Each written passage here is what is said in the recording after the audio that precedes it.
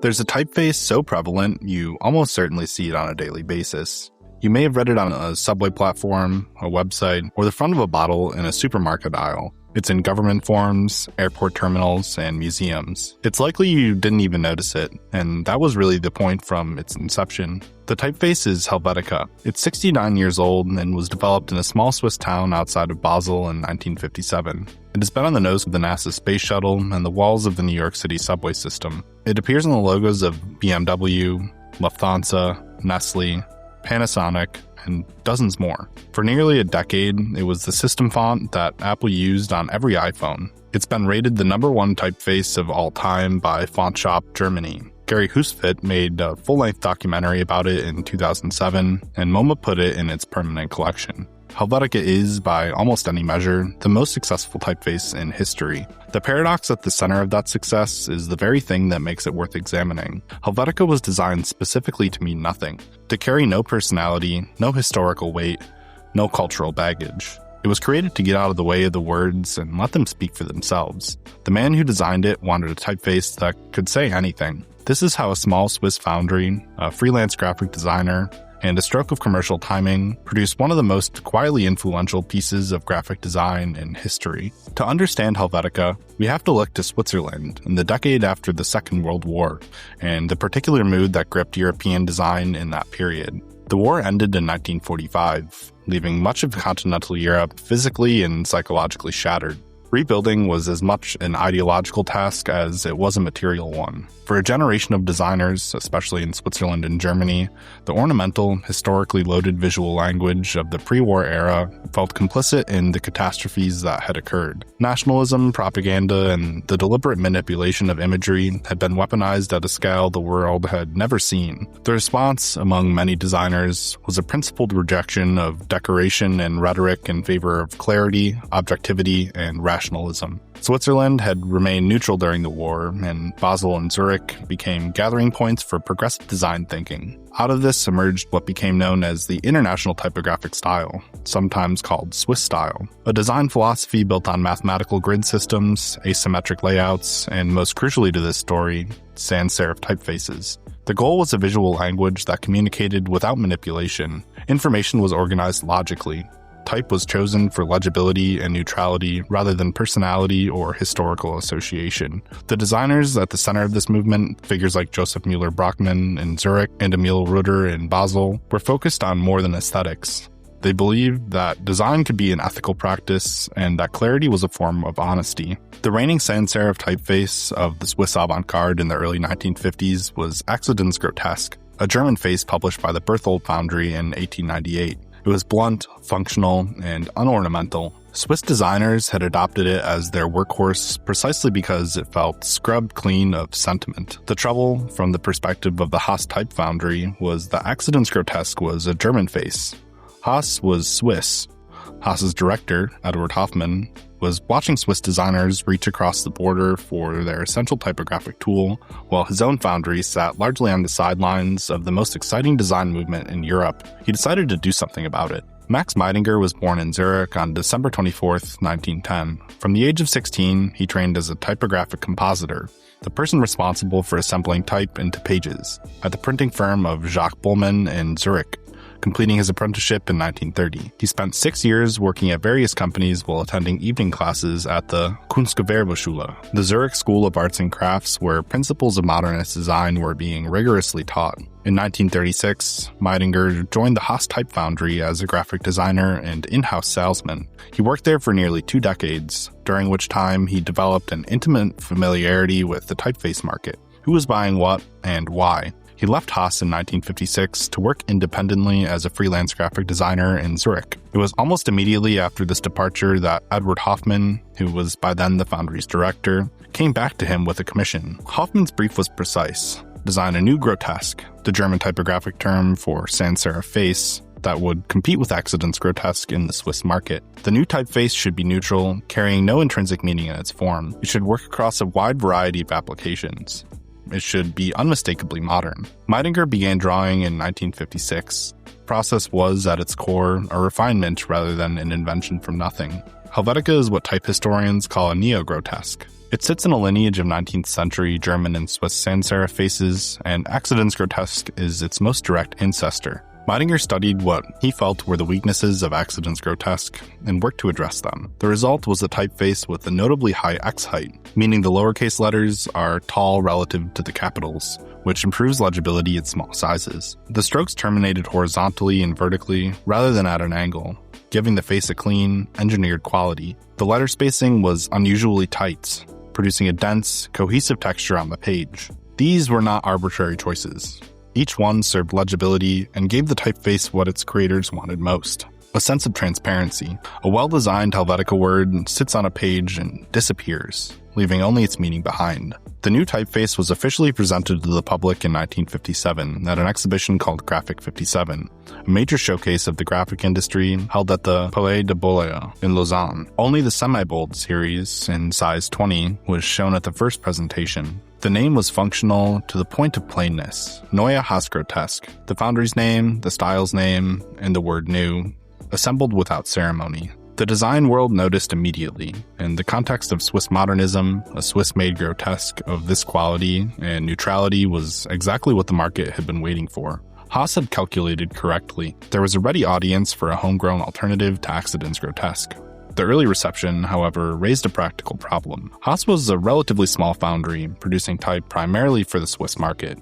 The German parent company of Haas was Die Stempel AG, which in turn had a relationship with the Mergenthaler Linotype Company, the American firm that manufactured the linotype machine, the dominant mechanical typesetting technology of the era. Linotype was how newspapers, books, and commercial printers in the United States and elsewhere set their type. To reach the international market that Neue Helvetica deserved, it needed to be adopted into that system. In 1960, Stempel made a decisive intervention. To market the typeface internationally, they argued it needed a name that would land on foreign soil with some resonance. The name Neue Helvetica was descriptive to the point of opacity for anyone outside the narrow world of Swiss typography. Paul Shaw, the American design historian who has written extensively about Helvetica's history, has put it bluntly: the original name sucked. What Stempel proposed instead was derived from Helvetia, the Latin name for Switzerland, adapted from the Confederatio Helvetica, the formal Latin name of the Swiss Confederation. Accounts vary slightly on the precise process, but the outcome was the addition of a C,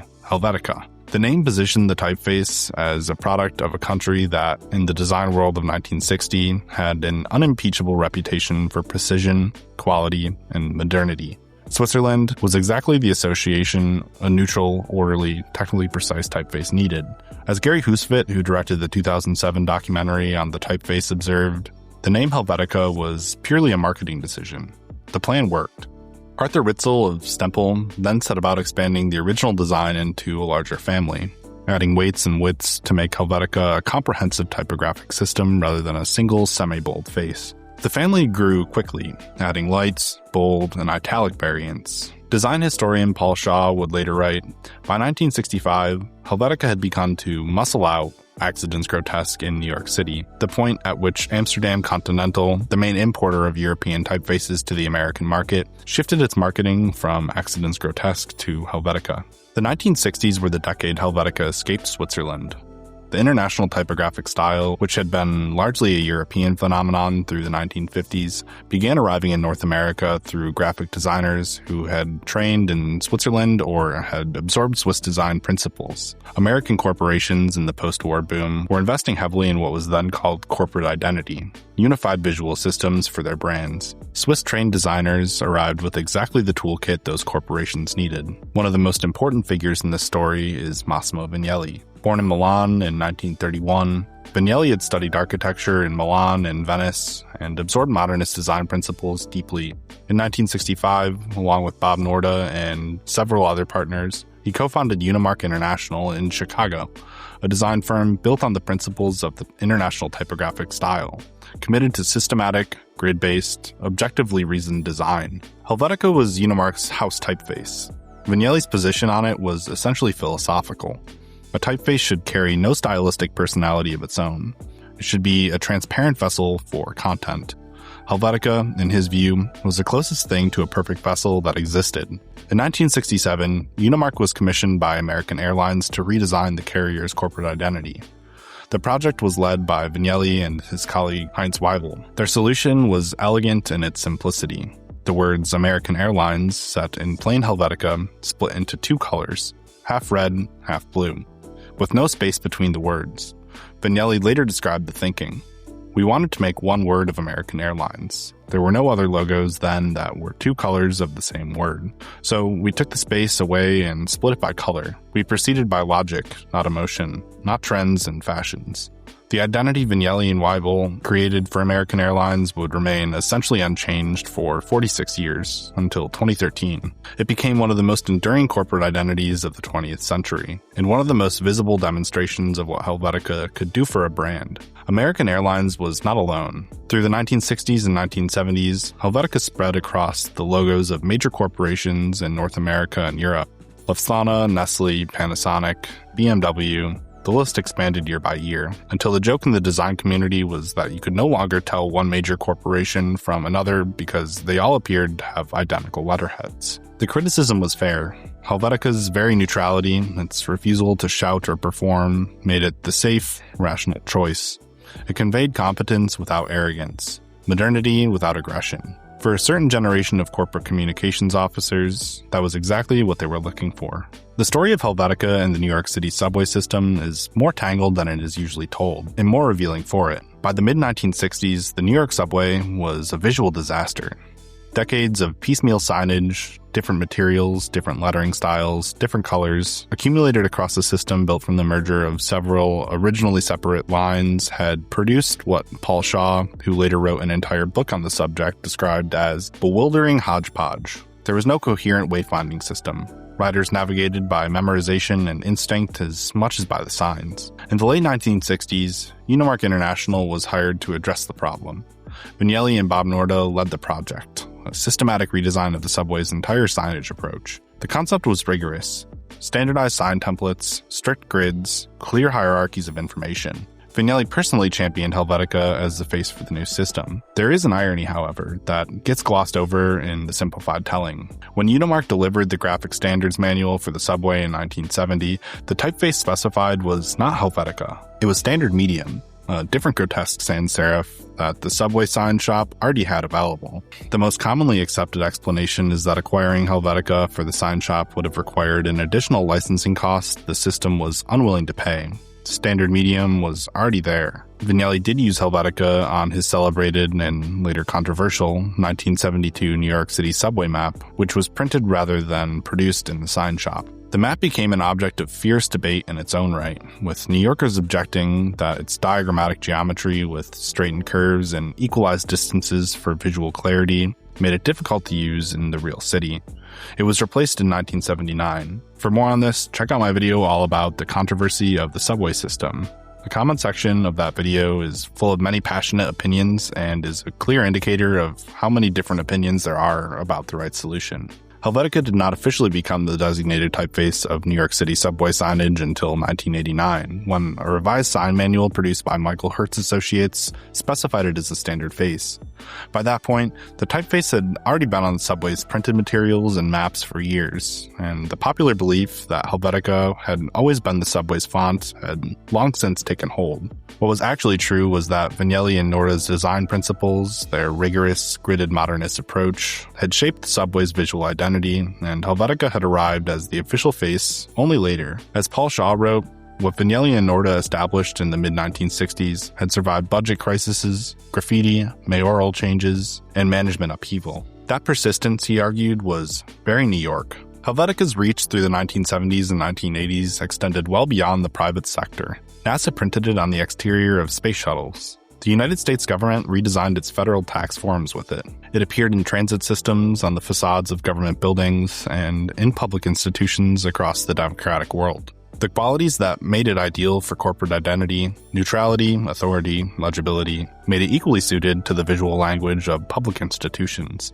There was, by the mid-1970s, a legitimate critique forming. Linotype's own 1976 advertorial for Helvetica acknowledged something that type designers had begun to notice. The family had grown quickly, and without the systematic coordination that its rival typeface, Univers, designed by Adrian Frutiger and released in 1957, the same year as Helvetica, had built in from the beginning. Linotype confessed that the series was not planned as a whole from its conception, and that the series is not as uniform as Univers. Helvetica had become a typographic empire, but an untidy one.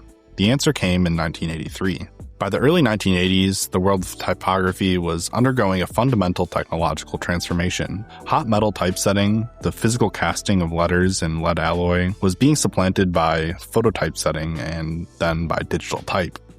These new technologies required typefaces to be systematically drawn, digitized, and made consistent across weights and widths in ways that the accumulated, improvised Helvetica family was not. In 1983, D-Stempel AG, Linotype's subsidiary, and the company that had done the original expansion of Neue Helvetica into the Helvetica family, produced a comprehensive redesign. The new version was called Neue Helvetica. The project was developed at Stempel's studio under manager Wolfgang Schimpf, with Reinhard Haus as his assistant and René Kerfont managing the project. The design consultant who shaped the launch was Erich Spiekermann, later one of Europe's most celebrated typographers, who also designed the literature for the release. Neue Helvetica addressed the inconsistencies that had accumulated in the family over 2 decades. Figures were widened. Some condensed weights were redrawn for smoother curves.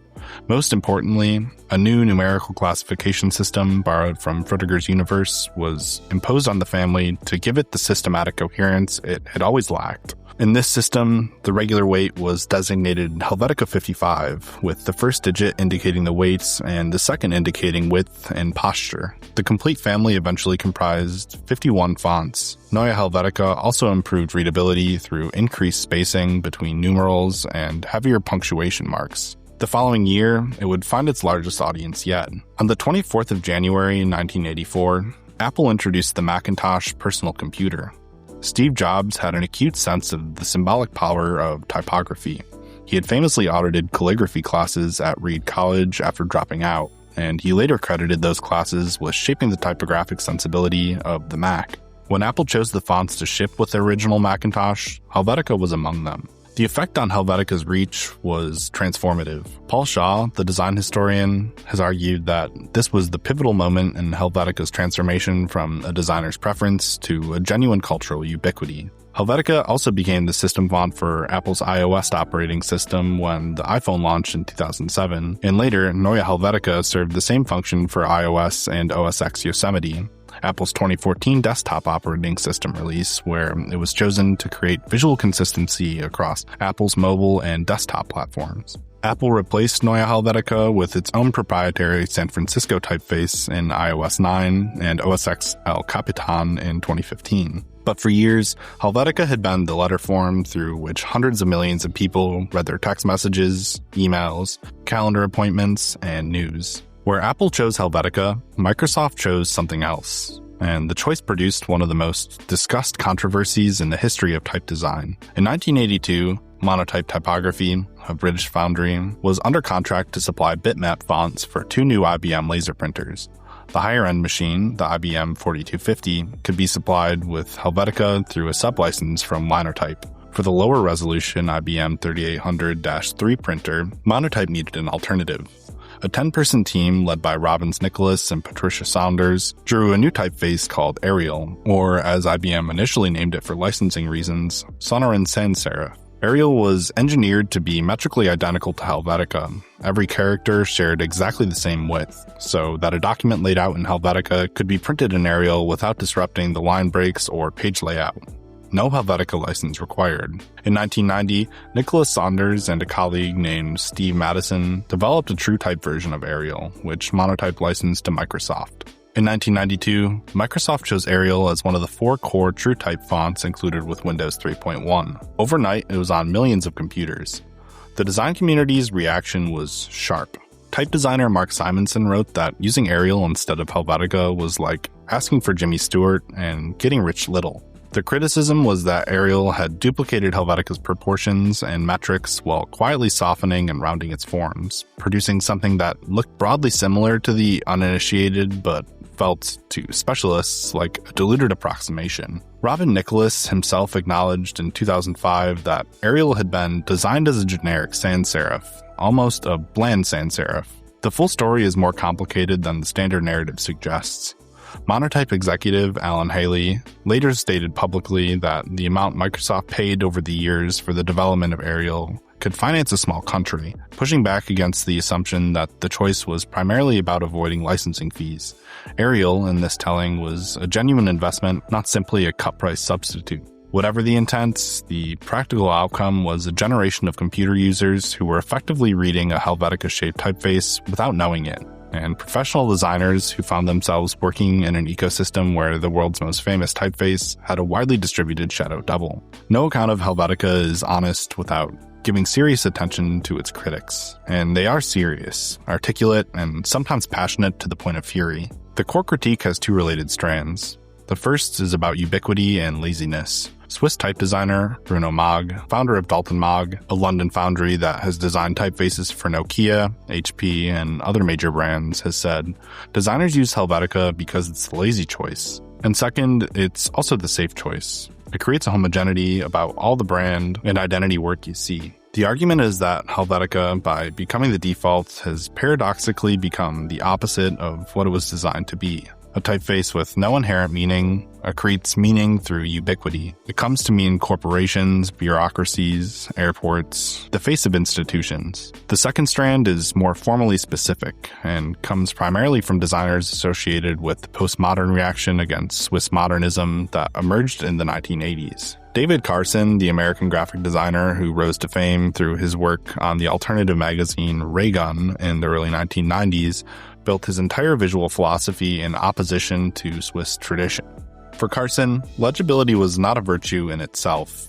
The arrangement of letters on a page, the deliberate disruption of readability, could itself be a form of meaning. A page set in Helvetica, in his view, communicated nothing about how it felt to read it. Neville Brody, a British designer, similarly pushed against the invisible typeface ideal, arguing for type as expressive visual language. The designer, Paula Schur, a partner at Pentagram, had perhaps the most personal relationship with Helvetica's cultural meaning. In Huswit's documentary, she described her generation's reaction against Swiss modernism in terms of a direct political response. Helvetica, in her reading, had become the typeface of the Vietnam War, of government forms and military communications, and her embrace of the historical vernacular letter forms of the 1970s was, in part, her rejection of that association. Graphic designer and design critic Ellen Lupton, who has written extensively about typography, offered a characteristically measured assessment. I'm not a big fan of Helvetica, but I admire its ability to spread and take root worldwide. It is an invasive and drug-resistant species that may never be eradicated. Even designers who don't often use Helvetica in their own work take pride in the fact that it is such a persistent cultural icon. The defenders responded with equal conviction. Wim Crowell, the Dutch designer and founder of Total Design, one of the most influential post-war graphic design firms, was among Helvetica's most articulate advocates. In Huswit's documentary, he explained his attraction in terms that went back to the original Swiss philosophy. Helvetica was a real step from the 19th century typeface. We were impressed by that because it was more neutral, and neutralism was a word that we loved. It should be neutral. It shouldn't have a meaning in itself. The meaning is in the content of the text and not in the typeface. Massimo Vignelli, who used Helvetica for much of his career, put the same idea in somewhat poetic terms. In the documentary, he said, "You can say, 'I love you' in Helvetica. And you can say it with Helvetica Extra Light if you want to be really fancy. Or you can say it with Extra Bold if it's really intensive and passionate, and it might work." The argument goes on. It has never been resolved, and it probably can't be, because it is ultimately not an argument about a typeface. It is an argument about what design is for. In 2007, Helvetica turned 50. The anniversary produced two of the most significant cultural responses the typeface has received since its creation. The first was a feature-length documentary. Gary Huswit, an American filmmaker who had previously worked in music and independent publishing, had become fascinated by the typeface and its cultural weight. He later described his thinking. "When I started this project, I couldn't believe that a film like this didn't exist already, because these people are gods and goddesses. What they do is more than just logos and corporate branding. They design the type that we read every day in newspapers and magazines, on screen, and on televisions. Fonts don't just appear out of Microsoft Word. There are human beings and huge stories behind them. The film, simply titled Helvetica, premiered at South by Southwest Film Festival in Austin, Texas in March 2007.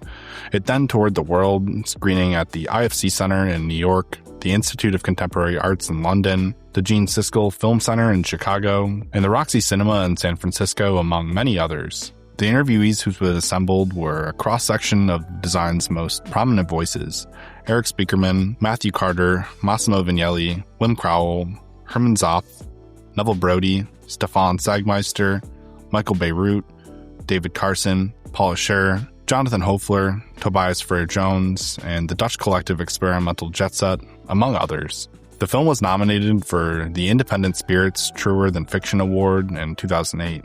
I would highly recommend checking out this film. In addition to pretty much all of Gary Huswit's films, he's done some truly incredible work.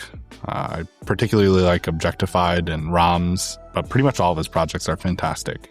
The second milestone of 2007 was institutional. The Museum of Modern Art in New York opened an exhibition titled 50 Years of Helvetica on April 6, 2007, an installation of posters, signage, and other graphic material demonstrating the variety of uses to which the typeface had been put over its half-century of existence. The exhibition ran through the 31st of March 2008. More significantly, MoMA acquired a set of the original 36-inch Helvetica bold lead plates from 1956 to 1957 into its permanent collection, making Helvetica the first typeface to enter MoMA's collection in its own right as a designed object. The exhibition included an excerpt of Huswit's documentary. It was organized by Christian Larson, then a curatorial assistant in the Department of Architecture and Design. The MoMA acquisition raised a question that Larson himself acknowledged was unresolved. How does a museum collect digital type? With Helvetica, the answer was relatively straightforward.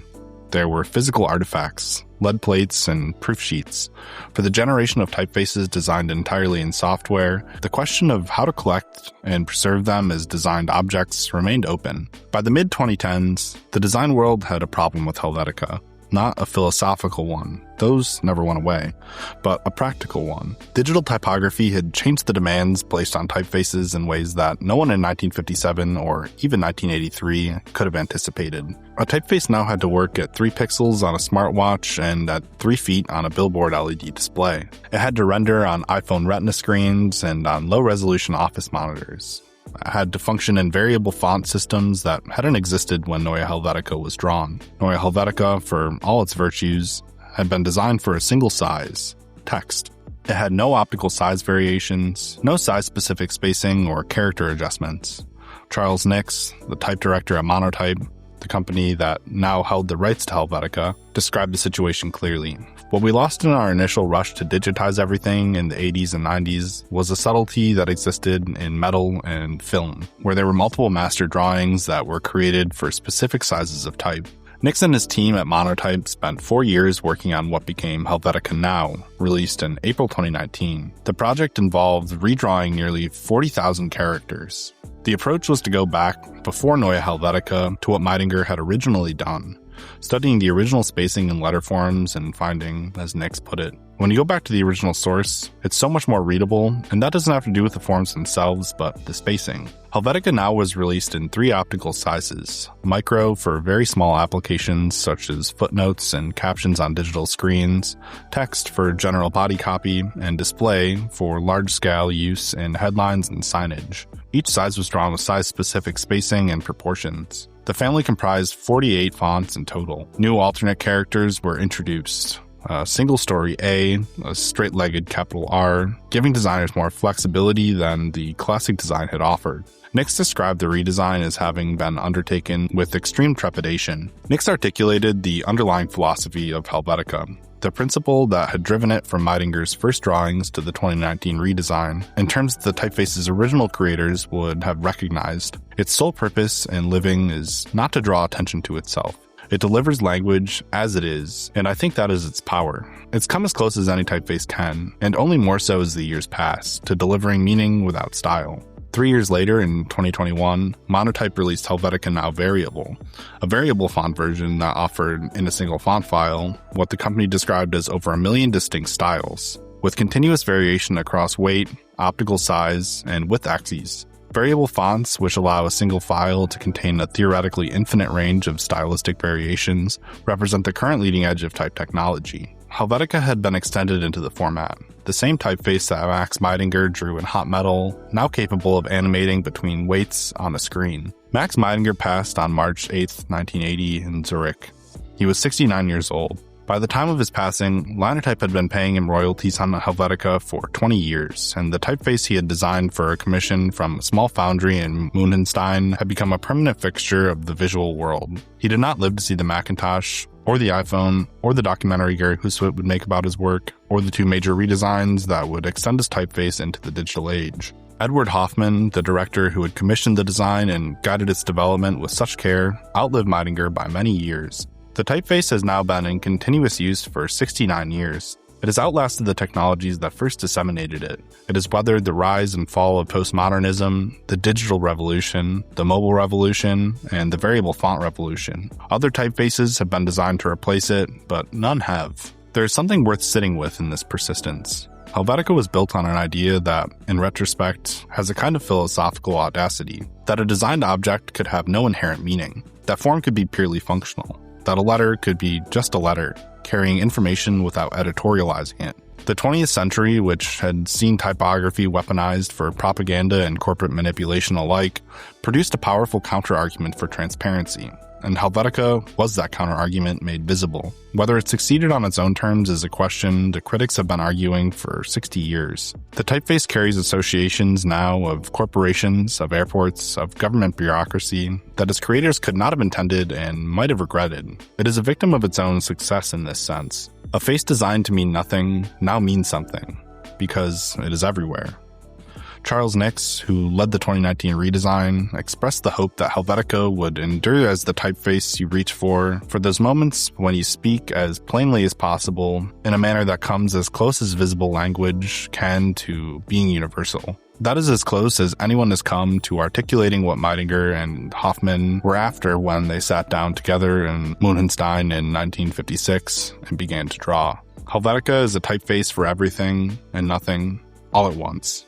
This has been Design Docs, one about Helvetica, my all-time favorite typeface. I know that's a bit of a cliche, but it is. I really appreciate you guys taking some time out of your day to check out this video. If you enjoyed it, it would be awesome if you would leave a like or subscribe to the channel. If you want to support the channel in other ways, we offer memberships. Members get early access to videos, usually on Fridays, sometimes a bit earlier, as well as a shout out at the end of each video. I also have a design library linked below. A lot of these books I use for research for these videos. Purchasing books through that link earns us a commission without any additional cost to you. And again, thank you all so much for checking out this video, and I'll catch you in the next one.